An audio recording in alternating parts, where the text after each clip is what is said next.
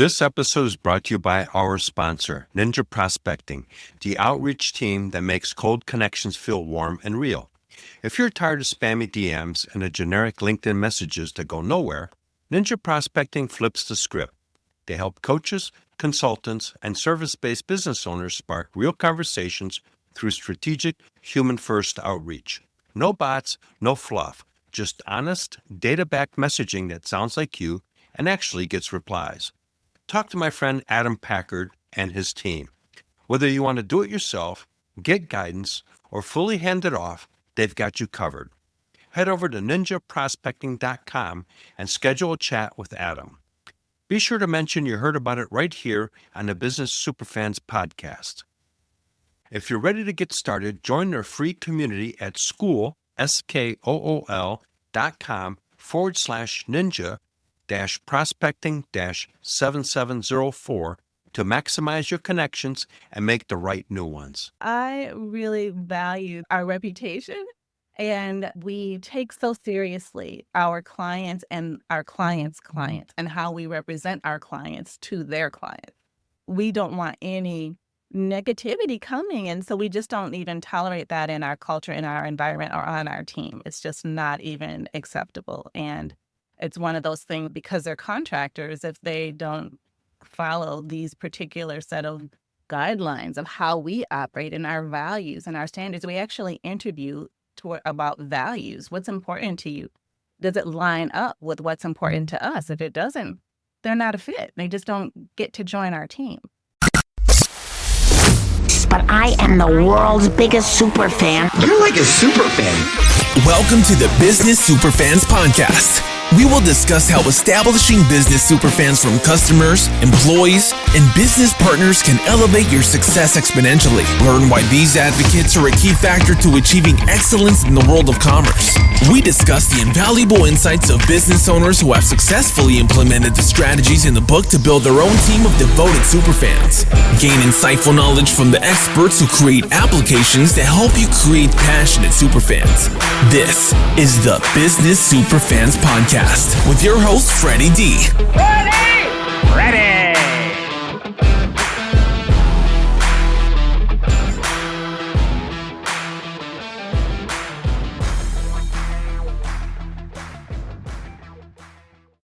Hey, Superfans, Superstar, Freddy D here. In this episode 140, we're joined by Renee Hastings, President and CEO of Executive Help Now. Renee leads a dynamic team of account executives, managers, producers, and executive assistants who specialize in giving busy leaders their time back through administrative support, social media engagement, podcast production, and business consulting.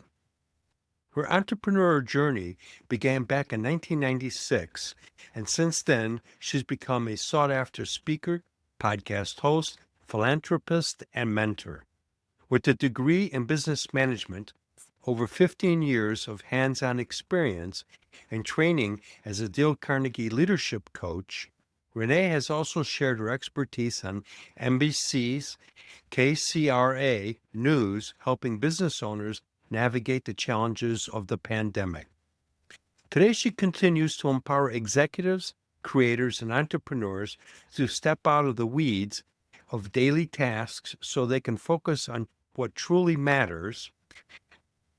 Get ready for an inspiring conversation with someone who blends leadership, authenticity, and faith-driven purpose into everything she does. Welcome, Renee, to the Business Superfans Podcast. Super excited to have you on the show. You and I had a great little conversation before we started recording. So let's continue that conversation and go from there. Thank you so much, Freddie, for having me on your show. It is truly an honor and a pleasure to make your acquaintance, and I'm just thrilled to be here today. Well, thank you. Thank you very much. And as we do on all the shows, it's kind of like, what's the beginning? What's the backstory? You've got an interesting background. Share with our listeners of where you came from, the organizations you worked with, and now you've got your own agency providing virtual assistant services to executives all over the place.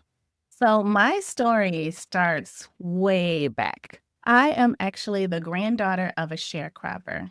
And as the granddaughter of a sharecropper, some people may not know what that is, but a sharecropper back in the day was someone who worked land for someone else who actually owned the land. One of the men that my grandfather worked for bought some land in Wisconsin. And so my grandfather moved the family from the South to an Amish community in Wisconsin. Oh, boy. As you can imagine, for those that are just listening on the podcast only and not on video, I'm a Black woman and our whole family is Black. And so if you move us to an Amish community, there are not going to be many others that look like us unless they are family. And that was indeed our situation. So because that was the case, and my grandfather wanted everyone in our family to know, it was ingrained in us, instilled in us from the time we could walk and talk, that we are a representation of this family. We're representatives of this family, and we must be excellent in everything we are doing. We must be honest. We must be dependable, reliable, trustworthy, and of good reputation in the community, because everything we did was a reflection on the family. And so we took it very seriously, because in that community, people made a deal with a handshake. Right. And they trusted you. When you said that you were going to do something, they trusted you that you were going to do exactly what you said you were going to do. And so that's how I was raised. Having that ingrained in me and that work ethic to work hard and to be very good at what we do, be very thorough, that was ingrained in me from a very young age. And when my mother, who was a single mom, left the farm that we were farming with our grandfather, she ended up settling in Madison, Wisconsin, a college town, much larger and progressive city. And they had a program there for youth called the Summer Youth Employment Program, which was an opportunity for children to learn their natural gifts and skills and talents and interests that they had that just kind of came naturally to them, and expose them to work opportunities. And my mother signed me up for these programs. And my first experience working outside of a field was actually at the Madison Urban League. And at the Madison Urban League, they took me to this room that was filled high and deep with books of all sorts and sizes, all categories, all just mashed together. By the end of summer, my job was to organize all those books, put them in categories, label them, organize them, put them in subcategories if necessary and sub-subcategories if necessary, and then log them, create a log so people could find out where to find them. By the end of summer, this room was so nicely organized and labeled. It was beautiful. And I discovered my love for organizing. I was 12. Wow. And I couldn't wait for the next year because they paid us to do this. And as the daughter of a single mom, I was all about getting paid. I couldn't wait for the next year to come. And they assigned me to Norrell Temporary Services, which I'm not even sure still exists today. It was a temporary employment agency. And the owner of the franchise was a Black woman. My job was to assist her by handing out the applications to the people to fill out and then explain to them what to do and then get it back and type it into the computer. And Freddie, with the clickety-clack of the keys, hearing my fingers clickety-clacking on the keyboard, it did something in my spirit. And I just felt like I'm going to own a business one day. I'm going to run an office one day because what I'm doing here is important work. Because the more I clickety-clack on these keys, the closer somebody is getting to getting a job. And when they get a job, they're going to be able to take care of their families. That's going to make them a good dad or husband, and that's going to be great for the community. And so I'm thinking all of this. And so by the time I was 13, I made this inner vow. I'm going to run an office one day. I'm going to own my own business one day. And so that's what I did. So I took all the classes that I could in school on what it means to be in business and marketing and DECA and typing and shorthand and dictation. We're dating ourselves, clearly. But I loved it. It just came so naturally for me, and I absolutely loved it. So I graduated from high school because I've had all these credits. I graduated from high school at 16 years Wow. old. But I also graduated with a 1-month-old son. I had to pivot on my plans to go to college and had to go immediately to work. But because I now had 3 or 4 years of experience working, I knew what it was like to work in an office. So I got a very well-paying job at the state of Wisconsin with benefits and everything. So long story short, that is how my natural gifts and skills and talents were formed, and how the desire to be excellent and perform and work with excellence with a very high level was formed and created. And when the time came for me to start my own business, it was after my kids had graduated from school and the house was empty. And I still had all this passion for supporting executives because I had been working with some of the best over the years and eventually supporting the C-suite of Fortune 100 companies and Fortune 500 companies. And when you're supporting an executive on that level, you become privy to things well before other people because you're the confidant Right. of this person who doesn't always have someone else to talk to about certain things. And because they trust you and because this relationship has developed, they know that whatever they tell you is like being in Fort Knox. No one's going to get that information. Their secrets are safe with us as their assistants. And I just really loved and appreciated that position and that role that I was able to play for those executives. When the time came and I still had all this passion, kids were gone, I had all this time, someone said to me, if you're going to own a business, do what you know how to do. So I started a business doing what I knew how to do. But I also did it as a side hustle. I put that in air quotes for those just listening. It was a side hustle because I still had my full-time day job with the comforts of the paid time off and the health insurance and paid days and the holidays and all the things that come with corporate America. But I still had my clients that I would take care of on the nights and weekends. And so eventually, because my clients became raving fans or super fans, they kept telling their friends about the support that they were receiving. Eventually, I was working just as many hours at night and on the weekends as I was during my day job.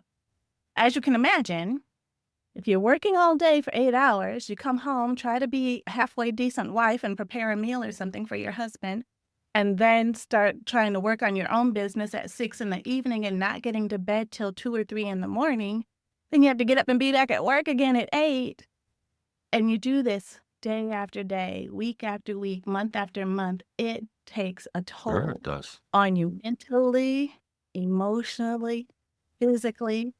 I was burning the candle at both ends with little to no sleep, and the quality of my work started to suffer. Freddie. Totally would, because you can't keep going full blast, taking a break to recharge, number one. Number two, I kind of went through a similar thing when years ago I was married to my first wife, and I had scaled a company products globally, and a bunch of software companies were coming at me and they wanted me to represent their product because they saw what I did with this company. They were throwing money at me in a sense to set up a company. And so I did. I became the exclusive distributor for these software products in the Americas, Australia, New Zealand, and et cetera.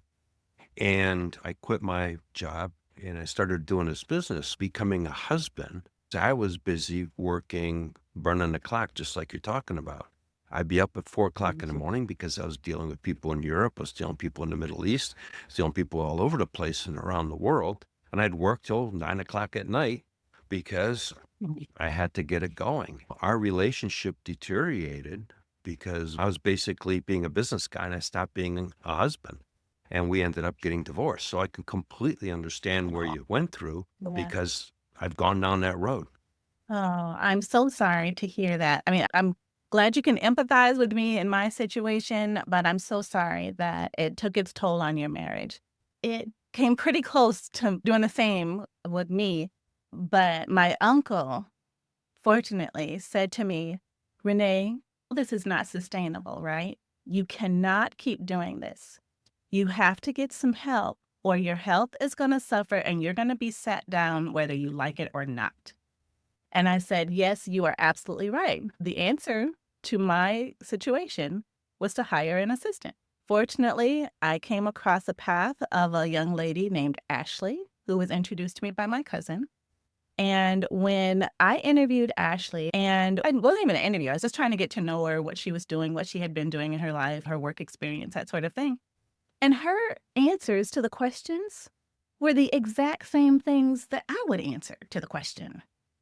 And I was like, wow, we are like two peas in a pod. And she would even do some things that I didn't even think about doing. And I was like, oh, she's a winner. We must have her on the team. And so she was my very first virtual assistant. And when she came into my life and I was able to delegate all of my work for my clients to her to handle during the day, it was an absolute game changer for me and my work-life balance, the quality of my life, the quality of my health, the quality of my work on both my day job and my night job just completely changed for the better. Goes absolutely back up. And so it got to the point where I would get a message from my client, my personal client, and I would forward it to Ashley with 3 words: please assist, period, thanks, exclamation point. That's what I did all day long, was I forwarded emails for Ashley to handle. And since then, that was quite some time ago. Since then, Ashley is now our business operations manager, and she oversees our team of success coaches who oversee the rest of the team members who actually get assigned to clients. So it's been an amazing journey and a total game changer the moment I added a virtual assistant to my team. Sure. You bought back your time. And Martell, basically what you ended Yes. up doing. We go back to your days at that one facility where you were organizing books and everything else. You found your niche right there at a very young age. And to organize it in that fashion, I mean, that was a challenge for a 12-year-old individual that really kind of found your way, ironically, that positioned you for where you are today. I was in middle school. My dad was into engineering, and so I started into engineering and doing drafting and things like that. I won a bunch of awards, but that positioned me to get into the computer industry early on, and my goal was to be in charge of global sales. That was my vision, is I wanted to be a guy traveling the world. That was my thing, because I'm originally from France, and I was born there. And as a kid, once I was 5, 6, 7, we started going back to Europe, and I would spend my summers in Europe at my grandfather's place. I got a bug for traveling, and I really enjoyed doing some of that stuff, and that was my vision.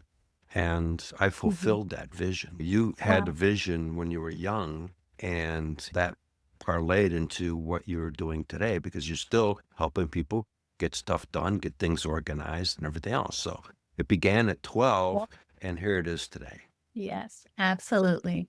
And it's been quite a journey. And I love how when you talk about superfans, our business grew organically. This year will be 11 years that we've been in business. And it was all word of mouth that we grew from just me to now being a team of almost 30 assistants on a team who are account executives and project managers, high-level assistants.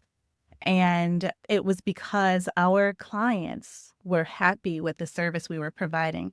They were seeing the value that we were adding to their lives so that they were able to make a difference in their own families and their communities and their businesses. And they exploded exponentially because they're now able to scale, because they're not trying to do all the things themselves. Right. They are not trying to wear all the hats. It really is true that when your clients are your super fans, your business will absolutely take off, because that is exactly what happened to us. I never had to go out and actually market the business until like this year, or like in the last couple of years. It has all come to us. We've never had to go and actually look for it. You're not only just helping these people with offloading a bunch of tasks and things like that, you're really helping them get to the next level, because you take some of the clutter out of the way. But more importantly, You're building those relationships. You're recognizing them for some of the different things, in turn recognizing you and expressing gratitude for some of the things that you're doing. And that creates an energy. And once you got that energy flowing, it's contagious because it's a positive energy that's flowing around. And that attracts more people.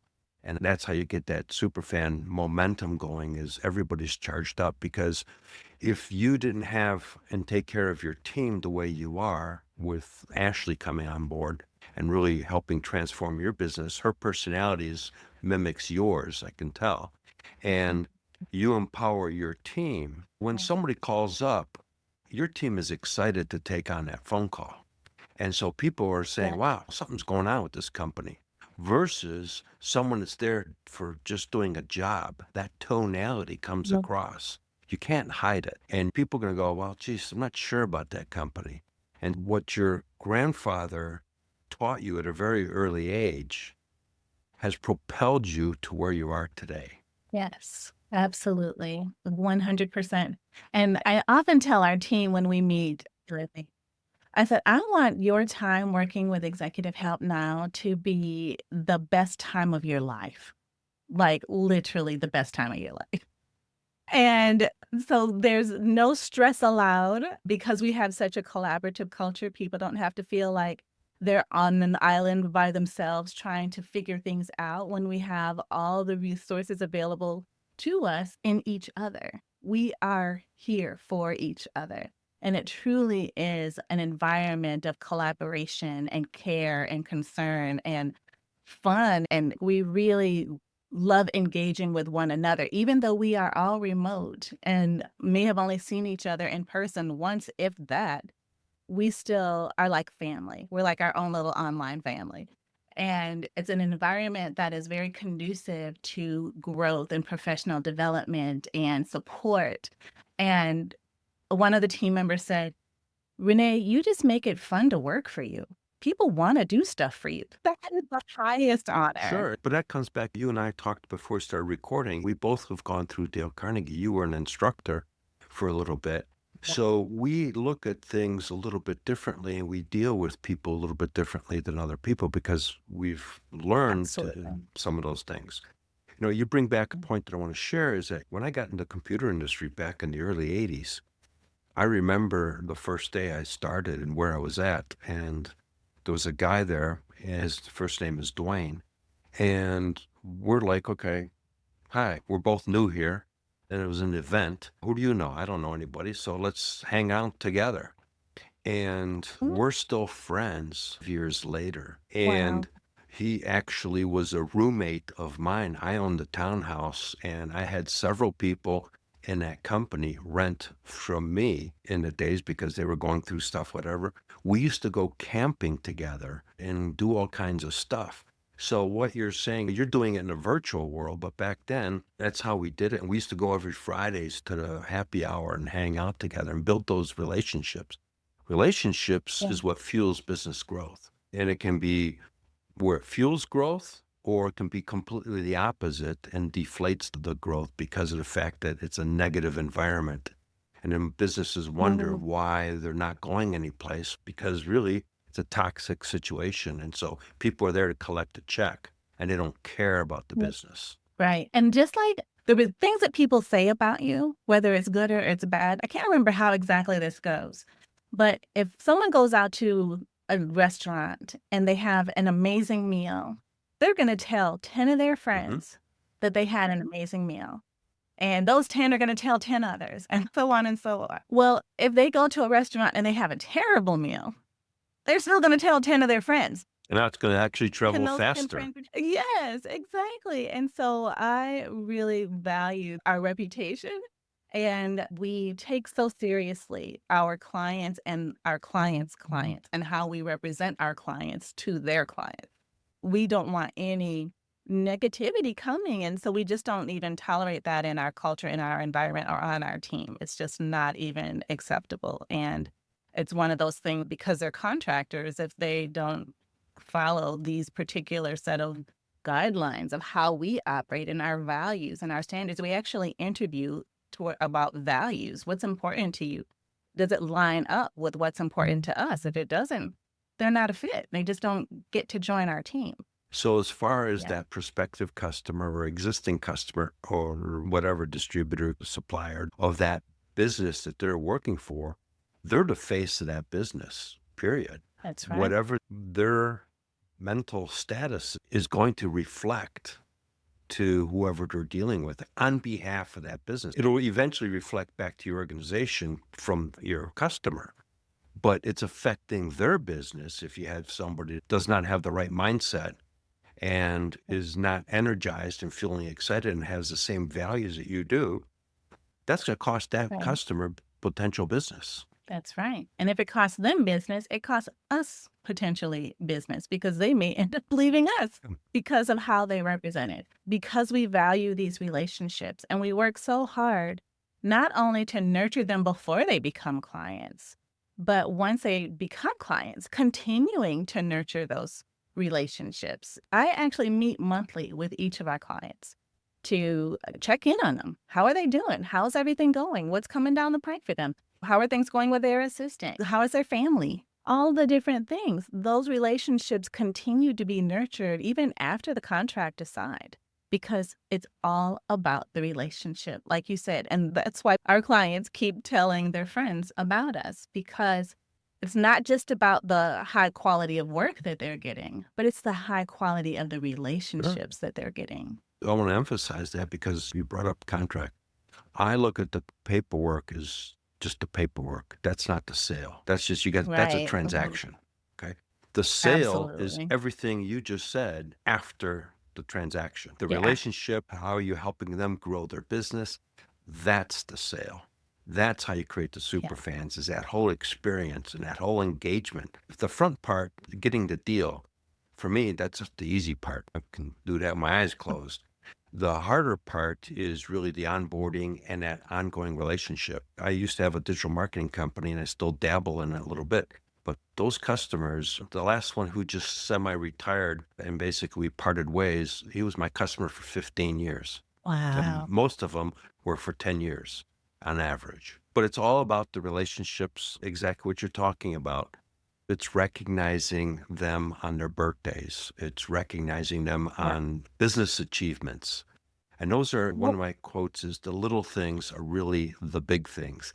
And when you recognize somebody for something that you look at as something little, that you say, hey, congratulations, it's not a big thing for you. But to them, it becomes a big thing. Yeah, absolutely. It means the world. And so, yes, but I know each of their birthdays, our own anniversary day for when we did sign the paperwork. That's a big deal to me. And I recognize that with a card every year. And of course, the holidays. And actually, just today, I just was made aware that one of our clients was in an accident. So, of course, after our show today, I'm going to be calling and checking on him to make sure he's okay and see if he needs anything. Just because I care. It's important that Goes we back show to that we the care. little things are the big things, and that's what you're doing. Renee, tell us a little bit about all the services that you guys offer. Oh, I'm happy to. So we started out the business just strictly providing administrative support. So that was 11 years ago, which we still do today, which typically looks like everything that the executive assistant in the office does. That's what we do remotely. So it primarily includes email management, calendar management, getting busy people together with other busy people, meeting planning, travel arrangements, expense reports, projects, doing presentations, that sort of thing. But we've since evolved over time, and we now also do social media management and engagement, as well as remote video podcast production services. So we have our own crew of podcast producers as well that are amazing. And coming in the fourth quarter of this year, we have some more fun things we are going to be sharing, and we're getting ready for all of those in Q3. Wow, excellent. And share a story of how your team helped somebody that was in a situation, and because of your services, you really helped transform them to where they were basically one of your biggest super fans, told everybody that they knew. There's so many to choose from. I know, have to pick one. Pick Katie. So Katie was a solopreneur who is the owner of an information technology company. And she'd been running the business herself for years. And one of the things that she was just so overwhelmed, because when you start a business, you don't typically start a business as an expert in finance or accounting or marketing or sales. You just do what you do, and that's what you're good at. But you end up putting on all these other hats. So Katie had put on all these other hats. And one of the hats that really was causing her some lack of sleep, and just because of the time-consuming nature of it all, was payroll. And so she was on a very manual system with her contractors where they had to log their hours in a spreadsheet, and then she had to take the hours against the contract to make sure that they weren't over budget, that sort of thing. She had to get these spreadsheets from the people. They wouldn't turn them in on time the way that they were supposed to for cutoff for getting payroll run. So she had to chase them all down and then make sure that the numbers were all right in the spreadsheet. Then she had to transfer the numbers from the spreadsheet into the payroll system that she was using, and finally be able to press the button to run payroll. Easy enough, yes. Time consuming, yes. After running your business all day long, it's the last thing you want to have to do is chase down paperwork. So when we met, which was quite some years ago, when I was still in corporate America and we got to know each other, when I was starting the business, sent out a message to all of my friends and associates and said, hey, I'm starting this business. Let me know if you need anything. And she's like, I think I might need something. So she told us about this payroll situation and we took it under our wings. We did that for her. And all she had to do to run payroll was press a button and payroll was run. She didn't have to go chasing the papers. She didn't have to go tallying all the numbers and all of the things. All she had to do was press a button because we had done all that work for her. And when I got back together with her after that initial payroll run, she literally had tears in her eyes, Freddie. Oh. And she said, I can't believe I've been doing this all by myself for so long. And you were here the whole time. I didn't have to do this. You're here. And it still just gets to me the impact that we had on her life. So over time, since then, we have automated her systems. We've actually changed some of the programs and processes that she had, standardized them, streamlined them. And so now it's just super easy. But since then, she's been able to scale and grow her business. And now not only has one assistant, but 3 assistants who each have a different focus in her business. So we are now truly an extension of her company operating in these different areas of expertise for her. And so her business has just taken off like wildfire, just because she was now able to scale, because she was not so burdened with all of the daily things that needed to be done, but she didn't have to be the one to do them. Right, because she's no longer working in the business, in the weeds. You helped her get out of the weeds so she can work on the business and be the focal point of the business and be the ambassador of the business versus trying to do that, but really you get buried into doing all the work. Yeah. I've experienced this myself where it's a feast and famine situation. You're doing a solopreneur, you go out, you land a couple projects, you're super excited, you got a bunch of bucks, and then all of a sudden you go, oh, wait a minute, I got to do all the work.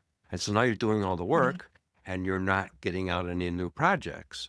And so when all the work is done and you're done paid, you all of a sudden you go, I got nothing in the hopper. I've got to go back out and sell really fast because I got no cash coming. So what you're doing is you really helped her and others get out of that hamster wheel where it's a feast and famine kind of a situation, and you're helping them scale, thrive, and have the life that they envisioned when they started the business, which usually goes the opposite way because then the whole business consumes them. Right, exactly. And that was the case for one of our other clients, where he was so busy putting out fires from all the business that he had that he couldn't see beyond today's fires to even think clearly about what the future could look like or strategize for the future. And since we partnered with him over 4 years ago, he's since been able to strategize and execute on his vision of coming out of his business daily operations. He's been able to hire his own president and CEO to run his whole business. He's written a book. He's starting a holding company. He is doing all of these things he didn't have the capacity to even think about before we came on. Yeah. So completely, you've transformed his life completely to where he's fulfilling his potential that he couldn't even see beforehand. That's right. 100%. You guys are doing some amazing Yeah. things. Thank you. We love it. It gets us up every morning. We look forward to getting to do what we get to Well, do. I think you guys are having fun doing what you're doing. And so basically, it's not work. It's really, and that's Right. something Sir Richard Branson talks a lot about, is you want to create an environment to where there is no difference between work and home life, because he calls it, it's called life, and it's all intertwined. But if you really Yeah. do it correctly, and I look at him a lot because he's not out there making sure that got the air in the tires and it's all tanked up and fueled up and everybody's ready. He's playing flight attendant on the airplane. If anything, he's on his cruise ship. He's hanging out with the people. He's not making sure that the captain knows where he's going. And so Right. you're helping those people have that kind of a life and do other things Yeah. because you're taking away the things that would hold them back, anybody back, really. Yes, absolutely. The things that we are able to do, some people have this connotation of a virtual assistant as someone who just does what they're told to do, or someone who is offshore, who you tell them to do one thing and they do exactly that one thing and no more and no less. Or they think of a virtual assistant as an AI, someone, a robot who's automated or something like that. But I am challenged to think differently about virtual assistants when people think about executive help now, because our assistants aren't just the doers of a thing. We are true strategic partners that add value to your company and your life. And so we are more account executives and project managers and more, like I said, strategic partners that are an extension of your team to help you get from where you are today to where you envision going and where you envision being tomorrow. Yeah, as you mentioned earlier, executives would brainstorm with you on stuff and share different things. So what you're also providing is that aspect, because sometimes talking to yourself is one thing and talking to your family is the same thing in a sense, because they're all going to say, oh, it's a great idea, go for it. And you have someone else that says, well, that idea is okie dokie, but it could use some work, and here's some suggestions on how you can tweak it, improve it, or nah, don't go down that road, but here's an opportunity that you're missing completely because you're a different set of eyes. You're working with a multitude of different people, so you see things differently. That's right. And that's one of the things that we love bringing to our clients. Because we have so many different clients that we work with, we may have been dealing with a particular situation with client A, and client B is now in a similar situation. We can now come to client B and say, hey, I see you're dealing with this. We have experience dealing with this with client A. We don't tell them who client A is, but we share the wealth and benefit of the knowledge we've gained from going through this thing with client A to help client B to not have to make the same mistake and to provide some viable resource and options to them so that they more quickly get resolution to whatever this thing. Sure. You're shortcutting the whole process because, hey, we've already gone down that road. This is what's going to happen. Let's avoid that and save you a bunch of time and heartache and cash and everything else. And you've just added value. And now that person's going to go, wow, they're right. And when they stop and look at it, go, man, that would have been a mess. You're also providing transformative services in a sense because you're helping people avoid the potholes in the road of business. Absolutely. 100%. Renee, as we kind of get close to the end here, it's been a great conversation. You and I could talk for days on this stuff, I can tell. How can people find your organization and you? We are on the web at executivehelpnow.org. I'm on email, renee@executivehelpnow.org. I'm on all the socials, of course, at Executive Help Now, LinkedIn, Renee Hastings. And I also have a podcast on YouTube called Renee Speaks. People feel free to watch any of those episodes, like, share, and subscribe. And excellent. Thank you so much, Freddy. It has been an absolute pleasure. Also, some people may not know what exactly a virtual assistant can do for them. If they text the letters VANOW, so VA now, to 1-866 943-3591. They can get a little freebie to kind of help guide them along that path. Ah, that's nice of you. We'll include that in the show notes. And we want to thank our listeners for listening, and we'll catch everybody on another show.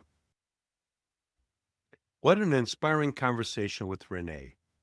This episode is all about the first pillar in the Superfans framework, strategize, aligning purpose with profitability. That means clarifying direction so every decision points back to growth and impact. Renee's insights remind us that when you stay rooted in your deeper why, it becomes the compass for smarter choices and sustainable success. Here's my challenge to you. Take 10 minutes this week to revisit your purpose statement and ask, does my next big move directly connect to it? When you do, you'll see clarity sharpen, confidence rise, and profits follow with greater ease. And remember, one action, one stakeholder, one superfan closer. Until next time, keep building your business superfans. Thank you for listening, and know this, when you do, freedom follows. We hope you took away some useful knowledge from today's episode of the Business Superfans Podcast. The path to success relies on taking action. So go over to businesssuperfans.com and get your hands on the book if you haven't already. Join the Accelerator community and take that first step in generating a team of passionate supporters for your business. Join us on the next episode as we continue guiding you on your journey to achieve flourishing success in business.